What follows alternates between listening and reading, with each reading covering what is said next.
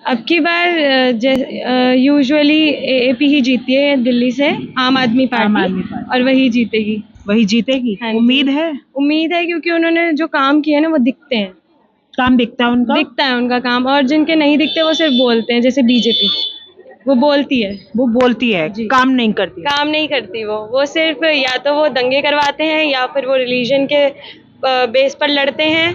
उन्हें जब और कुछ नहीं मिलता तो सिर्फ उनका मतलब मेन मुद्दा ही यही है कि रिलीजन के पीछे भड़काओ, अंधविश्वास फैलाओ, और आज की जो जनरेशन है ना उनको सिर्फ हेट करवाओ एक दूसरे से, यही है बस उनका। अच्छा, अब जो बयानबाजी लगातार जारी है, तो क्या लगता है गाली गलौज वाली राजनीति अगर मैं पूछूं तो कौन सी पार्टी करती है?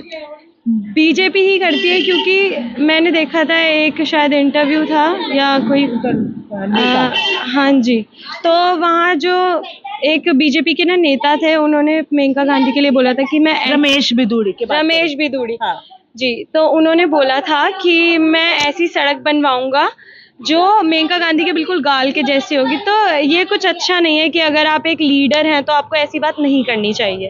आम आदमी पार्टी की नेता चाहे जेंडर डजंट मैटर, बट आपको किसी के साथ किसी से चीज से कंपेयर नहीं करना चाहिए ना।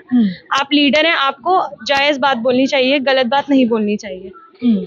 तो क्या लग रहा है, ये गाली गलौज वाली राजनीति सही है गलत है? गलत है मैम, ऑब्वियसली गलत है कि तुम अगर राजनीति कर रहे हो तो अब अटल बिहारी वाजपेयी जी जो थे उस टाइम पे बीजेपी के नेता, तो ऐसा माहौल ही नहीं रहता था। हर कोई उन्हें वोट क्यों देता था?